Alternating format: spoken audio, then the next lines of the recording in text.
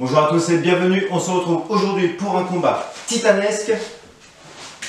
Le fameux Tactec 5.11 Made in USA affrontera le Wartec TV102 Made in Russia.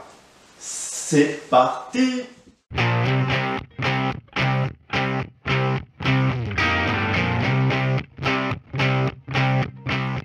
Allez, nous allons être un peu galants. Aujourd'hui, je vais commencer par l'invité d'honneur, le Tactec 5.11 Made in USA.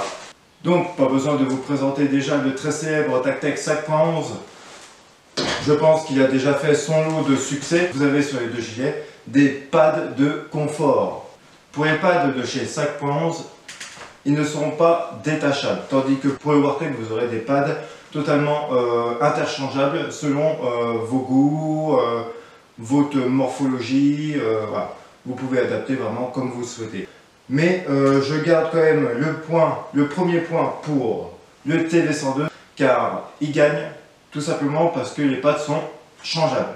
Ensuite, niveau emport, lequel l'emportera, c'est parti. Donc comme sur les deux gilets, vous avez sur l'avant comme à l'arrière des passants molles où vous pouvez bien sûr mettre toutes les poches dont vous voulez. Cependant, comme vous pouvez voir, Tactec, le 5.11 de chez Tactec n'en dispose pas sur les flancs gauche et droit. Mais cependant, vous pouvez quand même y attacher des poches, même si celles-ci ne sont vraiment pas adaptées. Tandis que pour le Wartec TV102, vous avez largement de la place sur les flancs. C'est prévu pour. Vous pouvez aussi y mettre des plaques balistiques sur les flancs gauche et droit. Ici, donc sur le Wartec, vous avez aussi sur les flancs gauche et droit un emport supplémentaire de chaque côté où vous pouvez y glisser un chargeur, PA, radio, ce que vous voulez. Voilà, ça c'est des petites poches très sympathiques qui font énormément plaisir. Niveau emport, le Wartec TV102 l'emporte, un point de plus. Ensuite, niveau qualité des matériaux. Alors là, c'est un peu dur au niveau choix. Parce que bon, nous sommes face vraiment à deux fabricants ouais, qui choisissent des bons matériaux, des matériaux très solides, très costauds. Honnêtement, mais je pense que les deux qualités sont réciproques. Donc là, niveau qualité, matériaux, j'accorde le point aux deux. Ensuite, niveau conception, le point conception, attention, attention, attention. Le Tactec 5.11, alors il dispose d'une sangle arrière. La sangle arrière, qui moi j'appelle ça la liesse de chien, vous permet d'être extrait par votre collègue si vous êtes blessé. Ça je trouve ça vraiment sympa, c'est bien pensé. Vous avez un large panneau thoracique et dorsal où vous pouvez y mettre les patchs que vous voulez, mais vraiment une bonne dose de patch. Et ce que j'apprécie énormément sur le 5.11, c'est le fait qu'il dispose des sangles du flanc gauche et droit sont totalement élastiques, ce qui fait qu'il maintient impeccablement votre Tactec sur votre morphologie.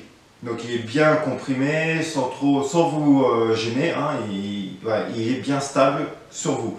Voilà, quand vous aurez une course, vous n'aurez pas de balancement désagréable du gilet. Pour le Wartec, donc là le système de fixation est clairement différent, il est d'une autre époque, il est carrément plus moderne que celui du 5.11. Ce sont des systèmes d'accroche vraiment plus rapides, que ce soit à mettre ou à retirer. Cependant, le petit point que je n'aime pas sur le Wartec, c'est le fait que les flancs ne sont pas élastiques comme le 5.11. Voilà, ce qui fait que votre gilet, s'il est mal réglé, il va se balancer pendant votre course ou autre. Donc là, niveau maintien du gilet sur votre corps, il est clairement inférieur à celui du 5.11. Cependant, avoir des pads interchangeables, ça vraiment c'est sympa. Mais je retiens énormément le système d'accroche du Wartec qui je trouve est super. Franchement, c'est monstrueux d'avoir créé ce système-là. Donc pour moi, vraiment, du point de vue conception, je pense que le 5.11 l'emporte. Je donne le point au 5.11. Voilà, donc il y a la poche fourre-tout qui est intégrée, l'AS pour chien, le fait que les sangles latéraux soient élastiques et vous permettent un maintien facile, voilà. Même si le fait d'accrocher par velcro les sangles c'est moins pratique sur le Wartec, je donne quand même le point à 5 points 11 au TacTec. Donc niveau prix, les deux sont au coude à coude, comptez environ plus ou moins 200 €. Hein. Voilà, vraiment même gamme de prix, je dirais même qualité de fabrication, donc voilà, un point chacun. Ah. Donc voilà, je délibère et je donne la victoire à Wartec au TIVIS 102. La Russie l'emporte, c'est normal, c'est la mère patrie. Voilà, c'est normal.